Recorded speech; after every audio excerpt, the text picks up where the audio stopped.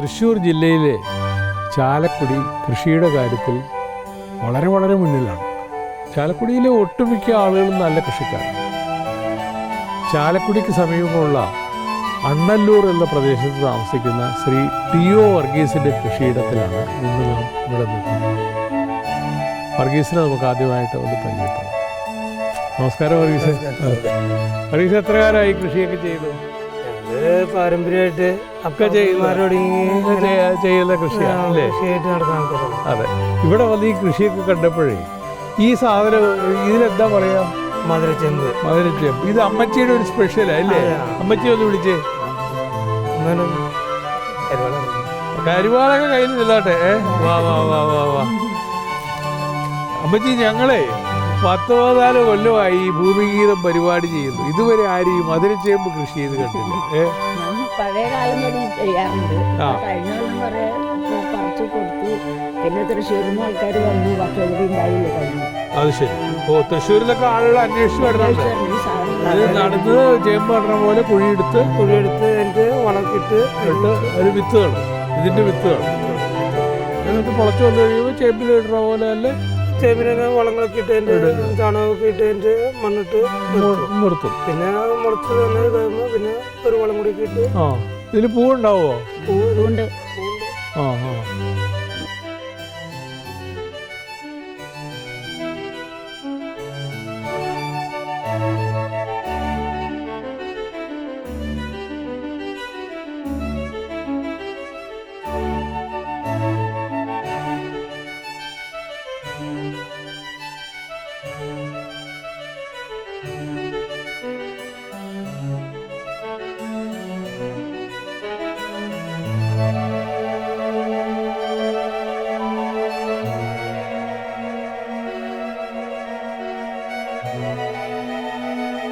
ഇത് പുഴുങ്ങുമ്പോ ചേമ്പിന്റെ പോലെ ചൊറിച്ചിലുണ്ടോ? ഇല്ല. അപ്പൊ ആദ്യം പുഴുങ്ങി ഊറ്റൊന്നും വേണ്ട.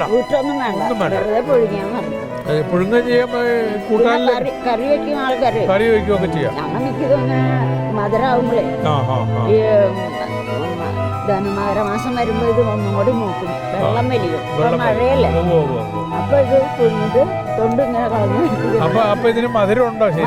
അതുകൊണ്ടായിരിക്കും മധുരച്ചേമ്പെന്ന് പേര്. അപ്പൊ മധുരം ഉണ്ടോ?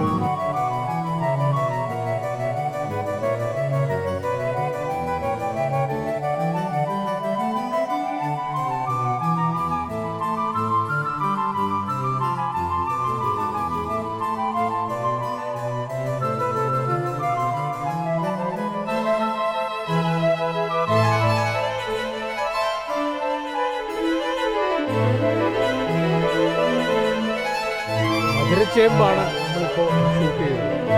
ഇത് പണ്ട് കാലത്ത് കേരളത്തിൽ ഉണ്ടായിരുന്ന ഒരു കൃഷിയാണെങ്കിലും സമീപകാലത്തൊക്കെ ഇത് ആരും കൃഷി ചെയ്യുന്നില്ല. പക്ഷെ ഇപ്പോൾ അത് വീണ്ടും സ്പെക്ട്രത്തിലേക്ക് നടന്നുകൊണ്ടിരിക്കുന്ന ഒരു കൃഷിയാണ്. ഇപ്പോൾ അതിന് വീണ്ടും ഡിമാൻഡ് ആയിക്കൊണ്ടിരിക്കുകയാണ്. ഇവിടെ അമ്മച്ചിയാണ് അതിൻ്റെ ആള് കേട്ടോ. അമ്മച്ചി കഴിഞ്ഞ കൊല്ലം എത്ര രൂപയാണ് മധുരച്ചേമ്പ് വിറ്റു? 1500. ഇക്കൊല്ലം അതിൽ കൂടുതൽ വിൽക്കും. ഇത് ഈ ടി വിയിലൊക്കെ വന്നു കഴിയുമ്പോഴേ മട്ടൊക്കെ മാറും കേട്ടോ. അപ്പോൾ ഇക്കൊല്ലം കൂടുതൽ നടണം കേട്ടോ.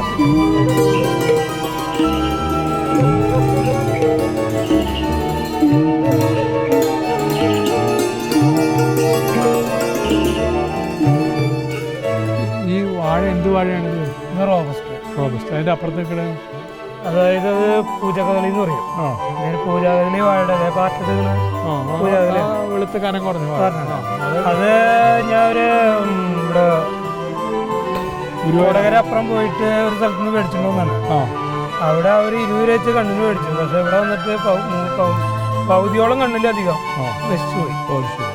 മുളച്ചിട്ടില്ല. ഇപ്പൊ അതിന്റെ ഇടയ്ക്ക് റോബസ്റ്റ് വാഴ വെച്ചാണ്. അത് ശരി. ഇതിപ്പോ ഇതിന്റെ ഇടയിൽ ഈ കൂർക്ക നട്ടാണ്, പച്ചമുളക് നട്ടാണ് ഈ പുല്ല് കാണുന്നത്. പുല്ലല്ല, കുറെ കൂർക്കയാണ്. എല്ലാം ഉണ്ട്.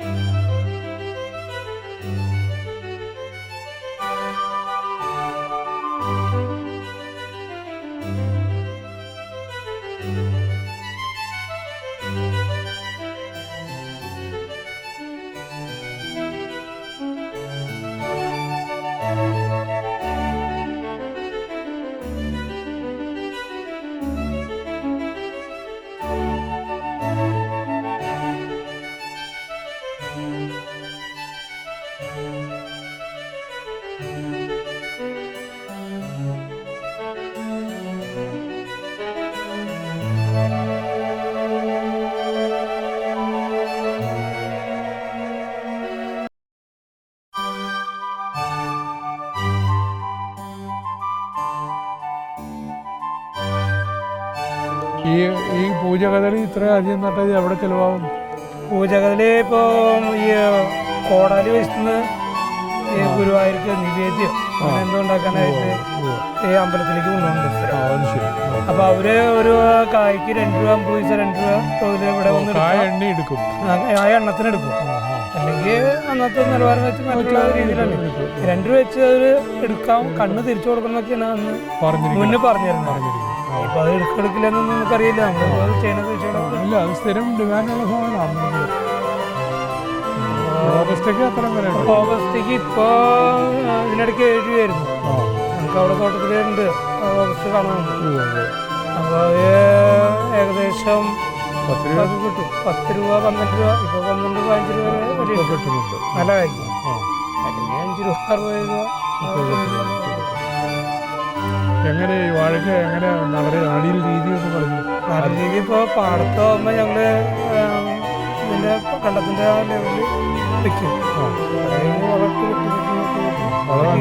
നടുന്നതിന് മുമ്പ് വളരുമോ? നടയുന്നതിന് മുമ്പ് വളരാറില്ല. അടുത്ത് മുള വരുമ്പോൾ നമ്മൾ ഫസ്റ്റ് വളം കൊടുക്കും. അത് 2 കിലോ കോഴിവളം, രാജപൂസ് 250, പൊട്ടാഷ് 200, യൂറിയ 100. അങ്ങനെ ആദ്യത്തോളം രണ്ടാമത്തോളം അത് തന്നെയാണ്. അപ്പൊ കോഴിവളം കൊടുക്കും. കോഴിവളം ഓരോ പ്രാവശ്യം ആദ്യത്തെ 2 പ്രാവശ്യം കൊടുക്കും. പിന്നെ യൂറിയ പൊട്ടാഷ്. അപ്പൊ 4 കിലോ കോഴിവളം അല്ലെങ്കിൽ 6 കിലോ കോഴിവളം ഇല്ല. 4 കിലോ 2 പ്രാവശ്യം. പക്ഷെ ഇത് എല്ലാം കറക്റ്റായിട്ട് ചെയ്യാൻ പറ്റിയിട്ടില്ല. ഈ കോഴിവളം എങ്ങനെ നല്ല ഗുണമായിട്ട് വരുന്നുണ്ടോ? വാഴയ്ക്ക് പ്രത്യേകതയാണ്. കാര്യം അതിന്റെ പുഴുക്കളുടെ എല്ലാം കൂടുകയും ചെയ്യും. അതിന് നമുക്ക് വാഴ ഏതാണ്ട് കൊലക്കൂമ്പ് അത്രയ്ക്ക് മുന്നായിട്ട് നമ്മൾ ഈ കൊമ്പിഞ്ചെടുക്കാൻ അതാണ് അതിന്റെ. ഈ സോപ്പ് മുറിച്ച് ഈ വാഴയുടെ കവളി വെക്കുന്ന പാടുന്നില്ല, അങ്ങനെയുണ്ട്. നമ്മളിവിടെ ഏരിയയിൽ അങ്ങനത്തെ ഒരു സമ്പ്രദായം വന്നിട്ടില്ല. ഈ പിണ്ടി തുരപ്പം വരാതിരിക്കാനായിട്ട് പിണ്ടി തുരപ്പം വരാണ്ടിരിക്കാനാണ് അങ്ങനെ ചെയ്യുന്ന ചിലയിടത്തൊക്കെ ചെയ്യുന്നുണ്ട്. ബാർ സോപ്പ് ചെറിയ കഷ്ണം വെച്ച് ഓരോ വാഴയുടെയും പുതിയ അറിവാണ്. ഇപ്പോൾ ഓരോ സ്ഥലത്ത് കിട്ടുന്ന അറിവുകൾ വെച്ചിട്ടുണ്ട്. ചില കൃഷിക്കാർ പറയുന്നുണ്ട് അത് ഫലപ്രദമാണ്. അതെ.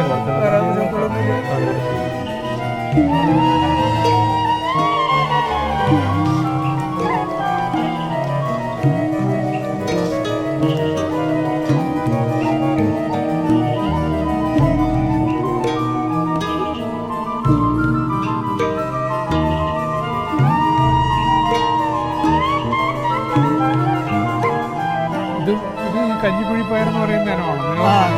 അതെ. നിങ്ങളുടെ തോട്ടത്തിൽ പയർ ഒരുപാടുണ്ടല്ലോ. തോട്ടത്തിൽ അത് പയറായിട്ടില്ല. ഇതിലും കായ ഇത് മാത്രമേ ഉള്ളൂ. പിന്നെ ചെറിയ പയറാണ് നിങ്ങളുള്ള പയർ ഇത് മാത്രമായിട്ടുള്ളൂ. ഇത് നിങ്ങളുടെ അടുക്കളത്തോട്ടത്തിലെ സെക്ഷൻ. അത് പെണ്ണുമ്പിള്ളയുടെ അപ്പൊ അവളാണ് ഇതൊക്കെ കൈകാര്യം ചെയ്യണേ. അടുക്കളത്തോട്ട സെക്ഷനാണ്. ഓരോരുത്തർക്കും ഓരോ സെക്ഷൻ കാര്യങ്ങളാണ്. പയറ് ഇപ്പോൾ കൊടുത്താലും 3-4 കിലോ പയർ കിട്ടും. 8-9 കട പയറുള്ളൂ. 8-9 കട പയറേ ഉള്ളൂ. നോക്കുന്നതിൻ്റെ ഇതാണ് ഏറ്റവും കൂടുതൽ. അതെ തീർച്ചയായിട്ടും. ഞങ്ങൾക്ക് കൂടുതൽ കൃഷികളുണ്ട്. ഞങ്ങൾ പുറമെ കൃഷി ചെയ്യുമ്പോൾ കാര്യങ്ങളൊക്കെ ശ്രദ്ധിക്കും. പച്ചമുളകും ഉണ്ട് ഇല്ലേ?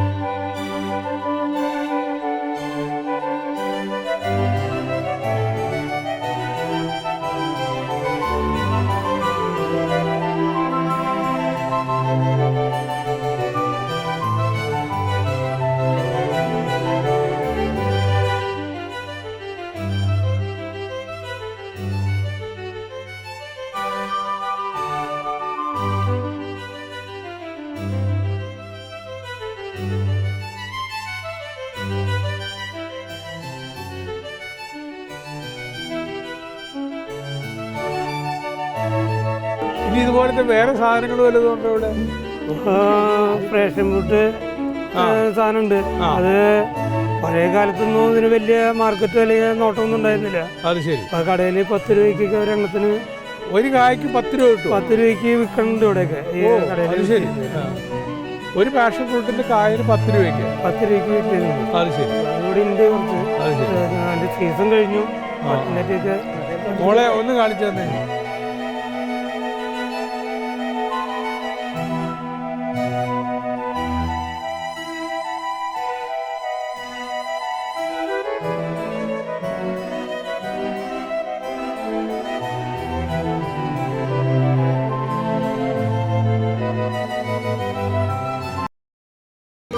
ഇതിപ്പോ വിളഞ്ഞ പാഷൻ ഫ്രൂട്ടാണോ?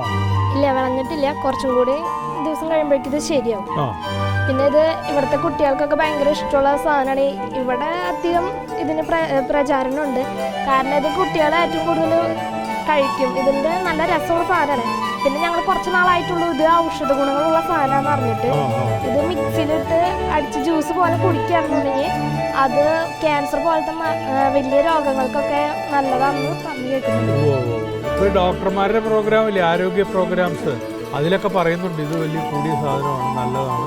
ഇപ്പോൾ ഇതിൻ്റെ ജ്യൂസ് ടെട്രാ പാക്കിലൊക്കെ വരുന്നുണ്ട്, വരാൻ തുടങ്ങിയിട്ടുണ്ട്. അതുകൊണ്ടൊക്കെ ആയിരിക്കും ഇതിനിപ്പോൾ ഈ 10 രൂപയൊക്കെ വില വന്നത്. മോളുടെ പേരെന്താ പറഞ്ഞത്? റൈജി അല്ലേ? +1 അല്ലേ? എവിടെ പഠിക്കണേ? ഉൾക്കാട്ടുശ്ശേരി. ഇതിന് വളം വല്ലതും ഇടുവോ? വളമൊക്കെ ഇടാറുണ്ട്. കോഴിക്കാട്ടം മാട്ടുംകാട്ടൊക്കെ ഇതിന്റെ കടക്ക് അങ്ങോട്ട് ഇട്ട് കൊടുക്കും. അപ്പൊ അത് അതിൻ്റെതായിട്ട് പിന്നെ വലിച്ചെടുത്തു. പിന്നെ അതിന് പന്തലിട്ട് കൊടുക്കണം. പന്തലിട്ട് കൊടുത്താൽ അത് ശരിക്കും ഉണ്ടാവണത് അതിന്റെ രസത്തിലും പിന്നെ നന്നായി കായ നന്നായിട്ട് കിട്ടണമെന്നുണ്ടെങ്കിലും പന്തല് ഇതിന് ആവശ്യമാണ്. കീടരോഗമൊക്കെ വരും, പക്ഷെ അതിനും മരുന്ന് പ്രതിരോധ മരുന്നുകളൊക്കെ തെളിക്കും. പുതിയൊരു മരുന്ന് കണ്ടുപിടിച്ചിട്ടുണ്ട്. ചാളച്ചീച്ചിട്ട് അതിനകത്ത് 1 കിലോ ശർക്കര ഇട്ട് വെച്ച് പിന്നെ അത് തെളിക്കുക. അപ്പൊ വെള്ളം ചേർത്ത്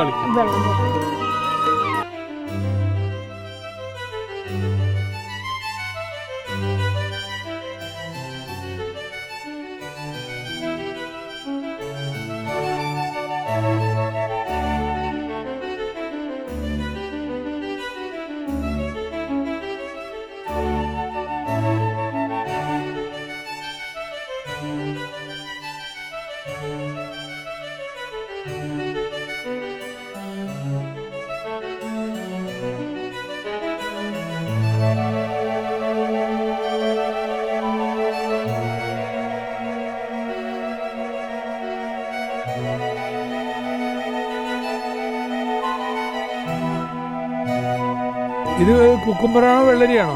ഇത് കുക്കുംബർ അല്ലേ? മോന്റെ പേരെന്താ? റൈസൽ. എന്ത് ചെയ്യണു ഇപ്പോ? അപ്പോളയിൽ ജോലിയാ? ഓ, അത് ശരി.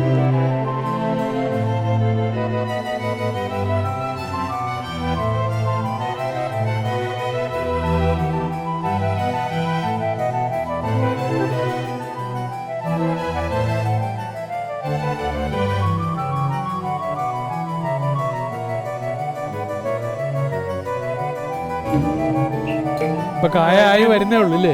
കായായി വരണല്ലോ. കായ ഇപ്പൊ പൊട്ടിയാറായതുണ്ട് കുറച്ച്. ആ ശരി. അതൊന്ന് പൊട്ടിക്കണം എന്നില്ല, അതൊന്ന് എടുത്ത് കാണട്ടെ.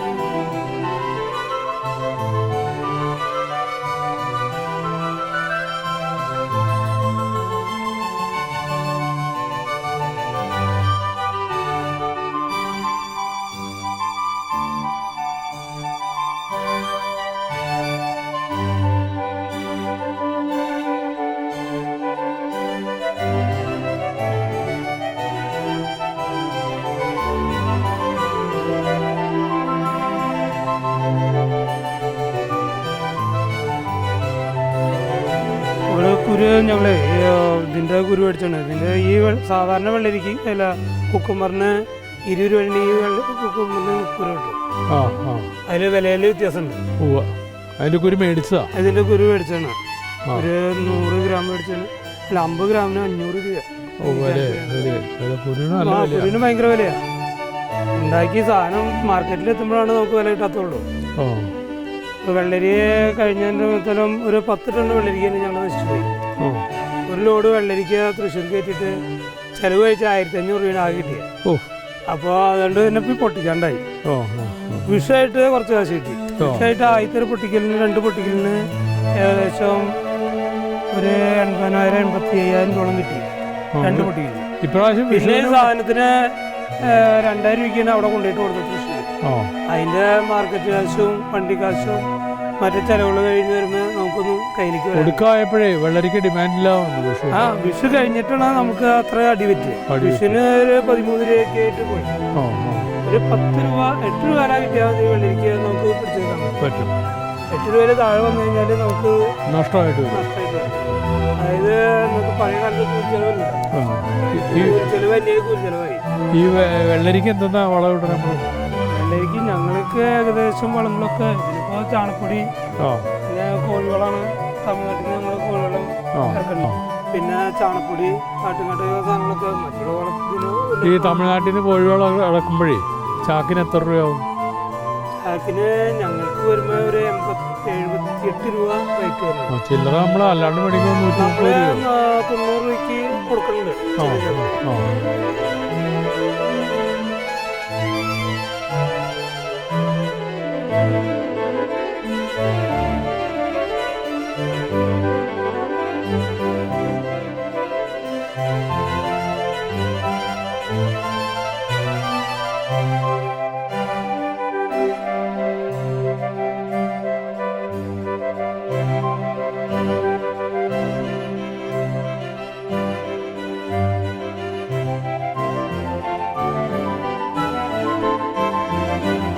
ഭൂമിഗീതം പരിപാടിയെ സംബന്ധിച്ച് നിങ്ങളുടെ വിലയേറിയ അഭിപ്രായങ്ങളും കൃഷി സംബന്ധമായ സംശയങ്ങളും ദയവായി ഞങ്ങളെ എഴുതി ഞങ്ങളുടെ വിലാസം ഭൂമിഗീതം, കൈരളി TV, കൈരളി ടവേഴ്സ്, പാളയം, തിരുവനന്തപുരം. ഭൂമിഗീതത്തിൻ്റെ ഈ ഉപാഖ്യാനം ഇന്നിവിടെ അവസാനിക്കുകയാണ്. അടുത്തയാഴ്ച വീണ്ടും കാണാം. നന്ദി.